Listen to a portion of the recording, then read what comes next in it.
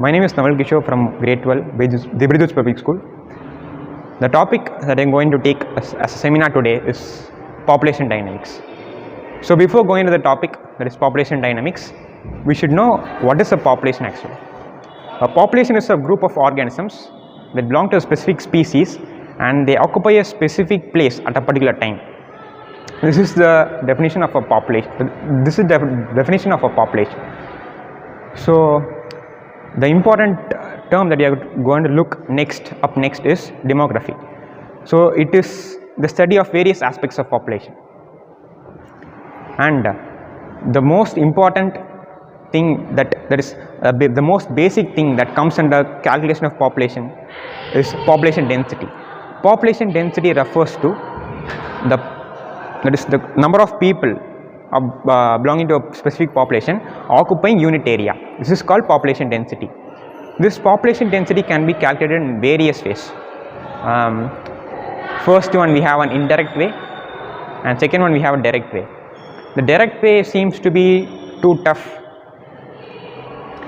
The direct way seems to be too tough when it comes to wildlife species, because we cannot calculate them. We can't see how many species, how many organisms are there. That is too tough. So during this indirect method, we have a process known as like counting of the footsteps. So these are the kind of things that we use in indirect kind of population density measurement. And the direct way is like measuring directly the number of populations, that is number of organisms present in a population in a unit area. And this population density calculation proves to be like it is not good when it comes to express the importance of a species in a particular area.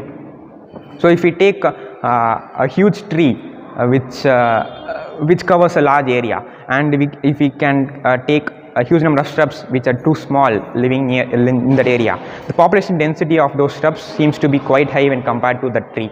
So this misleads us when it comes to the importance of that particular organism in that area.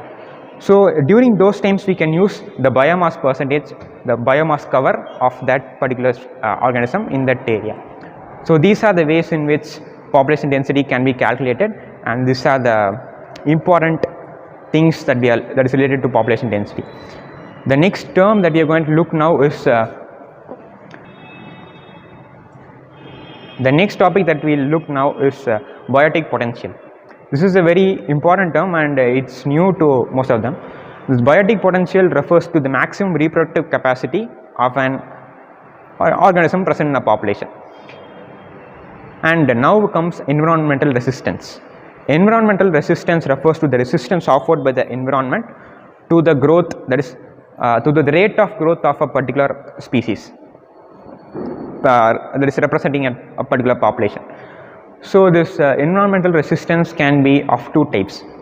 One is density dependent factor, then the other one is density independent type of environmental resistance. In this density dependent one, it is like the rate of growth of the species belongs to the density, that is the actual, that is present density of that population. If the density is high, the rate of growth is also high. So if density is the current density determines the growth of that particular species and the resistance too. And we have density independent one too. In the density independent one, the resistance offered by the surroundings is it can also destroy 100 individuals, it can also destroy 1000 individuals. So the density doesn't depend upon that is the rate of resistance offered by the surroundings. So these are the two type of things that belongs to this environmental resistance provided by the environment to the natural growth. And here we have to see one more thing, that we have an important term called carrying capacity. This carrying capacity is this term represents the maximum capacity that a land can provide to the number of individuals of an population. So it's like the maximum capacity that land can hold with respect to the individuals present in a population.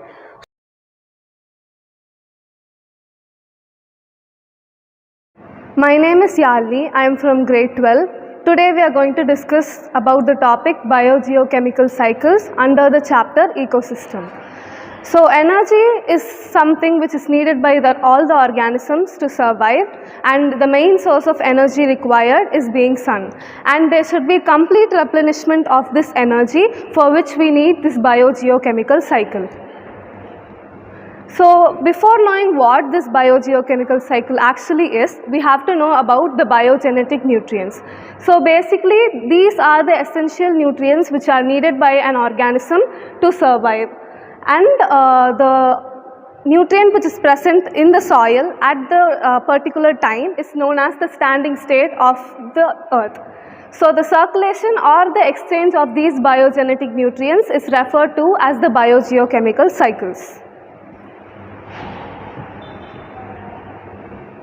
So this biogeochemical cycles is of two types. One is the gaseous cycle and the next one is the sedimentary cycle. This gaseous cycle includes all the gases such as the carbon, oxygen and the hydrogen cycle.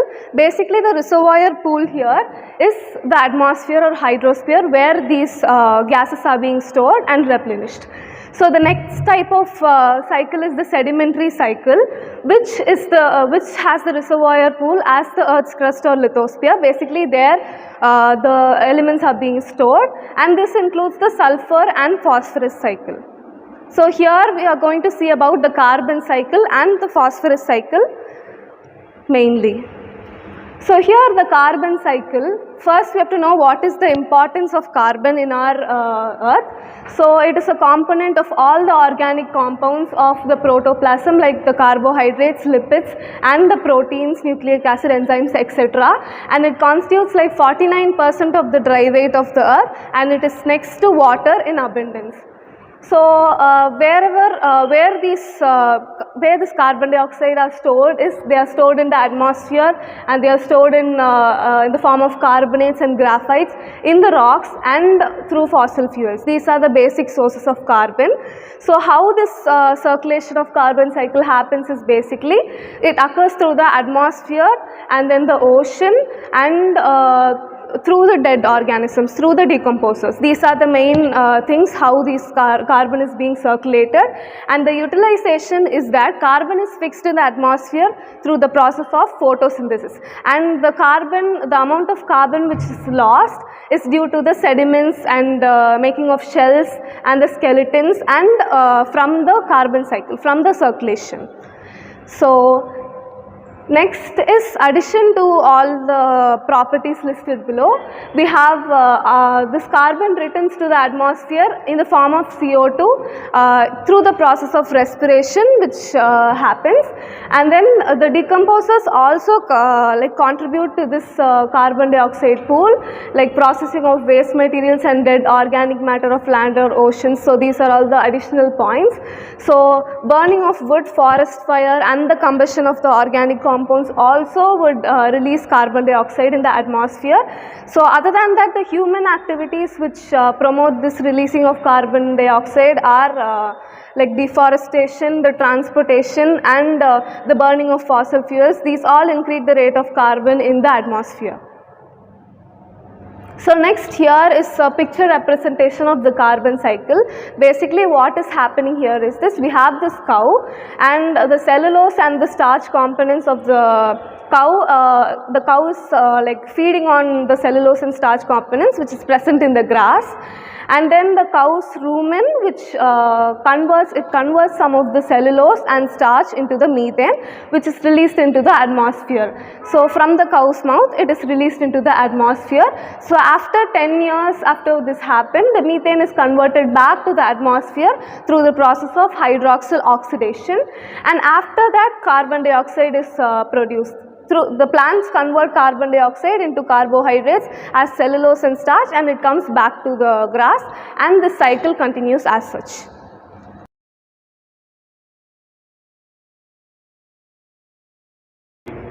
My name is K. Sriram Prasanna. I am from Grade-XII. Now I am going to take the topic ecological services. Ecological services which mainly helps in maintaining your life, oxygen, and the moderate conditions. Ecological services provides us oxygen and food, and it helps in removal of carbon dioxide, fertilate health soil and pollinate crops. There are some important for ecological services: food, oxygen, rainfall, pollination, seed dispersal, and there are some other ecological services. Now we are going to see about the food, oxygen and rainfall. As we know that the photosynthesis is the main process which provides us food and the oxygen we breathe, and it helps in removal of carbon dioxide from the atmosphere.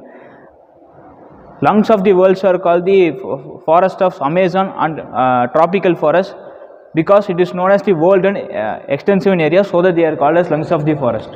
Forests generally help in the production of rainfall and in the maintaining the climate.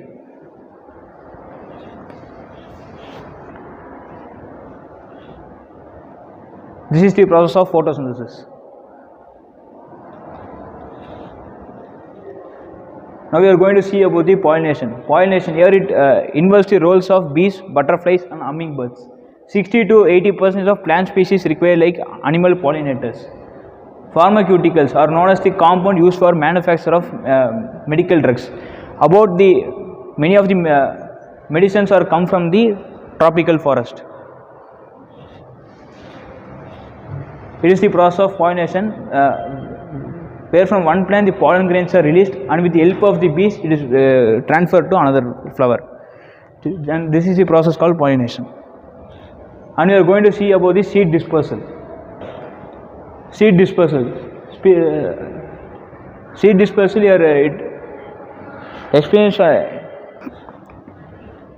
seed dispersal. It mainly helps in the economical mode of dispersal of seeds and fruits. About birds, mammals and include human beings play an important role in this dispersal. For example, squirrels, which has habit of collecting seeds and fruits and take them to a long distance for boarding. This is a seed which is dispersed. And there are some other ecological services where the microorganisms are essential for these components, and the ecological services plays an important role in biogeochemical cycling, decomposition process, and the nitrogen atom are used to synthesize amino acids, DNA and RNA and proteins to our body. The bacterium called Thermus aquatitus gave us enzyme which is used in polymerase chain reaction PCR, and it is the ecosystem goods and services. This is like supporting services, regulating services, cultural services and provisioning services.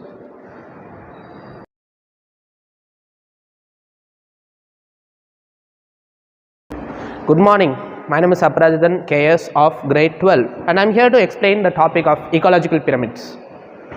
Now let's give a small introduction about ecological pyramids. Ecological pyramids, which are also known as trophical pyramids, they are a graphical representation of each of the trophic level. Okay, now they typically show the much like a food chain, they typically show the producers at the bottom, while the apex predators and the secondary predators at the top. Okay, now these ecological pyramids, as I said, they begin with the producers, that is the plants on the bottom for a normal ecology in the grasslands, and they go up to the highest level, which is the secondary or tertiary consumers. Before we further go into the types and the basic principles of the pyramids, we have to talk about the history of the pyramids. Now the first pyramid to be discovered was the pyramid of numbers, invented or discovered by Charles Elton in 1927. The next pyramid to be discovered is the pyramid of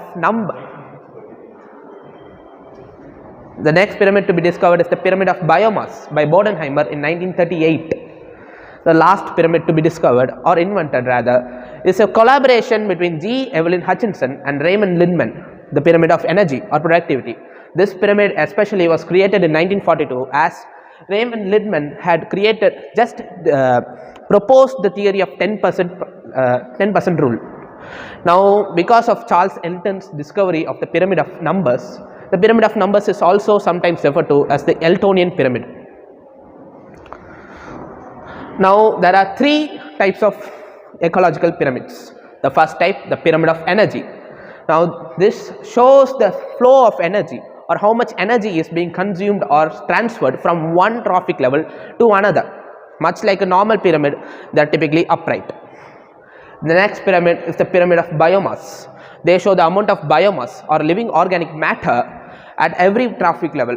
Now for a typical grassland or forest, they are typically erect, but in the case of aquatic organisms or aquatic ecosystem, it is typically inverted.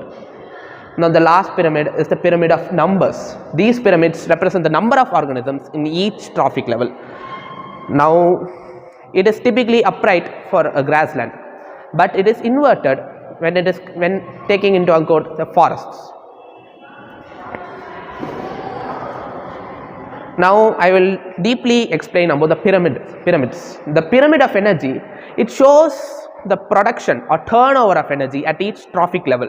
Instead of showing a typical normal snapshot of time, it shows the overall flow or overall transfer of energy.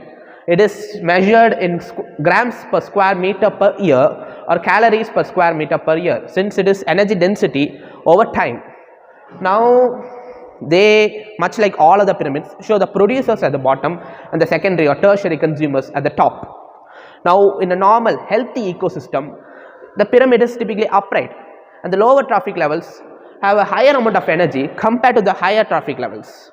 But when the lower trophic levels have a lower amount of energy compared to the higher trophic levels, the ecosystem is said to be unhealthy.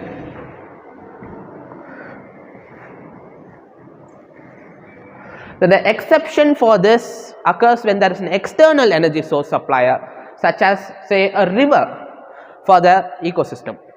Now there are three advantages to the energy pyramid compared to all other pyramids. The first, it takes into account the rate of production over time. Now the next is the direct comparison of organisms. Biomass can be quite misleading about the organism's lifestyle, but the energy production will not mislead. Now the last point is that it is upright. All other pyramids at some point or at some ecosystem are inverted, but not the pyramid of energy. But there are some disadvantages. Now the biggest disadvantage is that it takes a very long time to measure. You need to measure the organism's lifestyle throughout the entire period of its lifetime instead of single part of the life. Okay.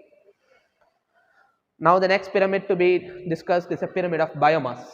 The pyramid of biomass, it quantifies the biomass present at each trophic level or each and at each ecological community or ecosystem. It measures the biomass at each trophic level.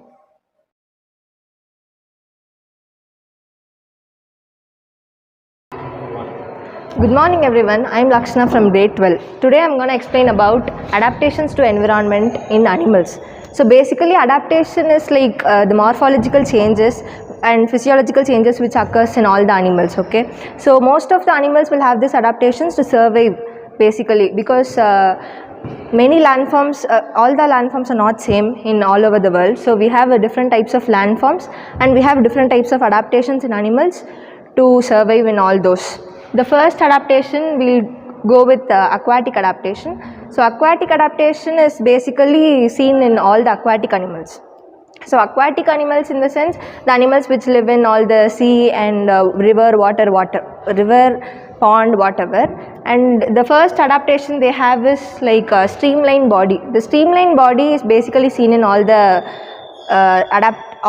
aquatic animals. So streamlined body is basically the head, tail and the body is actually seen in the straight posture, so that they'll provide no resistance or less resistance when they swim in the water. And then next adaptation is presence of paired and unpaired fins. These fins help them to just control the direction of the water, and their movement is controlled by the help of the fins. The next adaptation is gills. Gills is basically the respiratory organ in all the aquatic animals, and they also help in the gaseous exchange between them. Like when they are in water, they'll help them in exchanging of oxygen with the outer environment and inside the water. And the fourth one is lateral line sense organs. Lateral line sense organ is actually a receptor organ which helps the aquatic animals to determine the mechanical disturbances which is surrounding them. And the fifth one is swim bladder. Swim bladder is actually a sac which is filled with air, and it will help the aquatic animals in the buoyancy. And it will help the aquatic animals in buoyancy, and it is also used as a sound producer. Sound producer in the sense it helps the aquatic animals. It helps aquatic animals to detect the danger when they are inside the water, and it also they can also go to some of the deepest water, and also they can stay in some state of water. And the next is desert adaptation, and the animals which are adapted to the desert environment is called as xerocoles. And we have a list of 4 adaptations. First one is hump. We'll see in camels. The hump is used to store fat so that in desert areas they will not be able to get much of water. So they will store fats in the form of hump. And the next is long eyelashes. Long eyelashes in desert animals is adaptation to prevent themselves from the sand. So, and also the voluntarily closing nostrils. It is also an adaptation which helps the animals to prevent the sand without getting into their nostrils and eyes. And fourth is long legs. Most of the animals in desert will have long legs because they have to escape the heat from the ground, so that they will have long legs. And the sidewinder adder snake crawls sideways to keep the body cool. This is actually an example of desert adaptation. And animals also swim through the sand so that to escape the heat from the ground. And the example is given as golden mole. And most of the animals are adapted to this spiny type of skin to prevent heat, and also they just move from a bush to bush to prevent the heat. And all these desert adaptations will mainly focus on escaping from the heat which is produced in the ground.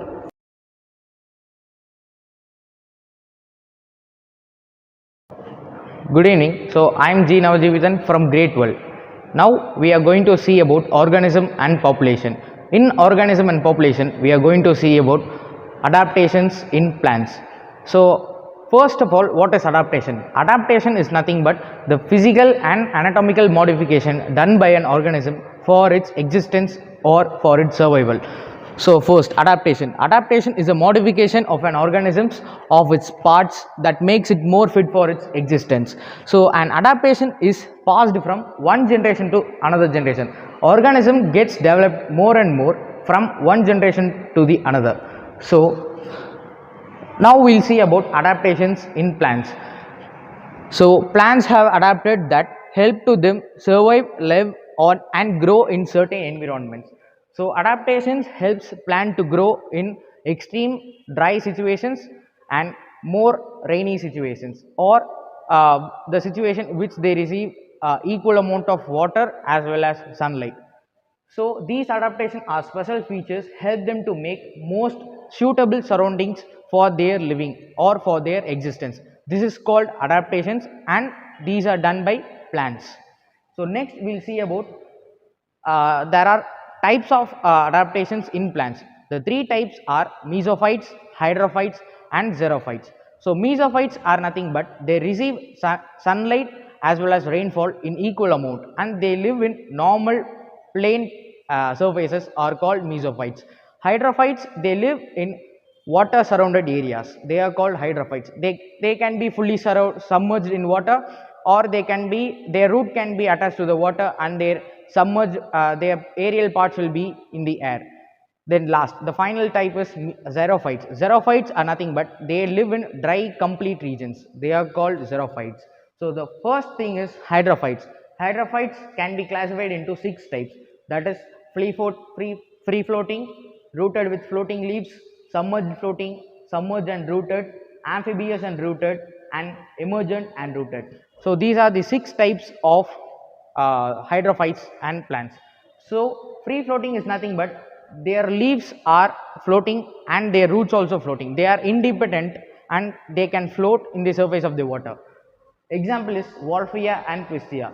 So next, rooted with floating leaves. They remain attached, their roots remain attached to the bottom of their pond, and their leaves are floating in the surface of the water for photosynthesis and for preparation of their food. The third type is submerged floating. They remain completely submerged in the water but not rooted in the mud. These are called submerged floating. Example is najas. Next, submerged and rooted. Completely submerged in water and also they are rooted in the mud. So these are known as submerged and rooted. An example of it is hydrilla and valsinaria. The third type is amphibious and rooted. These plants grow in waterlogged soils. The soil will be more wet than normal soil. These only then it is a perfect or suitable conditions for amphibious and rooted plant to grow. Example is Patamogeton and emergent and rooted. This is the last type. These plants grow in shallow waters and remain attached to the bottom. That is, their root will be attached to a fixed place. These are called emergent and rooted. So these are the 6 types of hydrophytes. Next, we are going to see about morphological and anatomical adaptations done by the hydrophytic plants. They develop certain characteristics for their environmental situations, like roots may completely be lack. That is, they does not have the presence of root, only the stem plays the structures or the role of root for their functions. Next, root hairs are absent. Root hairs helps in providing absorption of water and minerals from the soil. Here they live completely in water surrounded regions. So the minerals can be absorbed in any spores of the plant. So they lack root hairs. Next, root caps may be absent or root pockets are absent. Root caps helps in penetration of the soil when plants are placed in a tight soil conditions. But here in water the soil will be very loose. So the root caps are absent. Next, the stems are short, stoloniferous, thick and spongy, which can store more amount of water in it, and these are used for their food preparations. Next, root to shoot ratio is less than 1.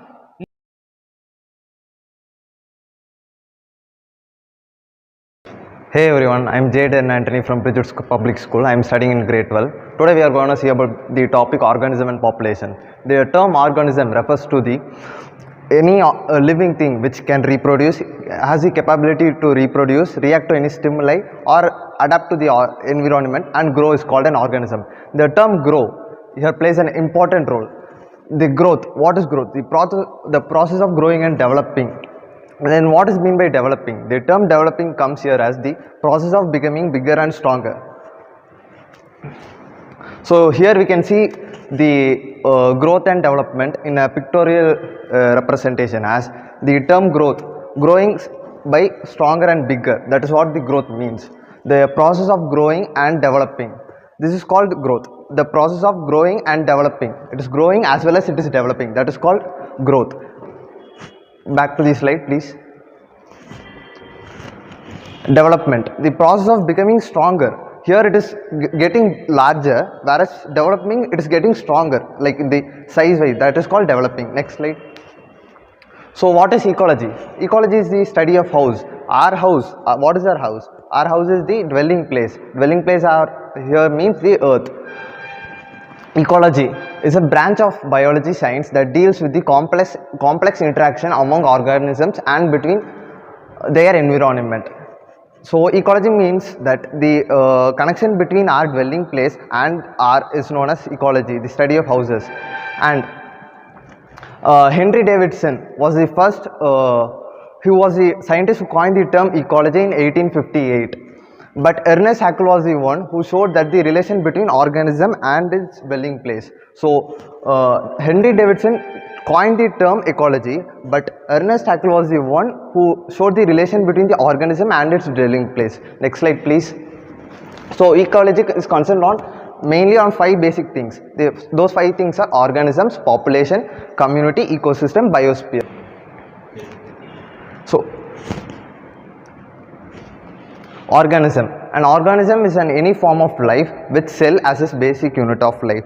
Organism can be also defined as the living thing which has the ability to reproduce, adapt to the situation or react to any stimuli, and it can grow. That is an alternate definition of growth or organism. Population. Population is any complex group with at least one character in common. So with an best example of population, we can take our school.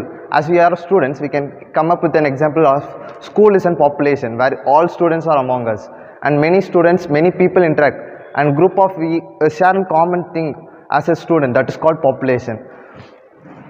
Population are not just people. Population may be consist of many things, but not limited to people, animals, business, buildings. Population can't be only be organisms. For population, there can be a population of cars, population of plants, anything. So community is a social unit with commonality which is such as place, norms, religions, values, etc. As I said, and population with an example of students, we can bring up an example here with us community. As I am studying in Grade-XII, I can come up with an example as school is a population, whereas Grade-XII is a community. Population we bring up within certain common interests, whereas in community we have an relation between us, that is what in community. In school we have all our things, but in community we has our specific own things, we relate with each other. That is what the term community means. A sense of place situated in a given geographical area in a virtual space through communication platform. So this is what community means. Ecosystem. An ecosystem consists of an organism and the physical environment which they interact. As I said already about the ecosystem, we can the place where we interact is known as the term ecosystem mean. These biotic and abiotic components are linked together through the nutrition cycle and energy flows. Energy enters the system through photosynthesis and incorporation into plants. The term energy cycle refers to nothing but the photosynthesis, as the primary producers, how they produce the food to us and things. Biosphere is also known as the ecosphere, is the worldwide sum of all ecosystem. It can also be termed the zone of life, and the biosphere is virtually a closed system with regards no matter with mineral inputs and outputs. The term biosphere is nothing but the clusters of ecosystem. We can conclude that all states together forms an.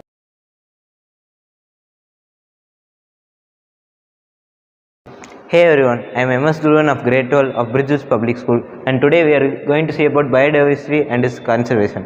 Biodiversity is the diversity of life around us, and it represents the diversity between living organisms and its ecosystem which it is a part of.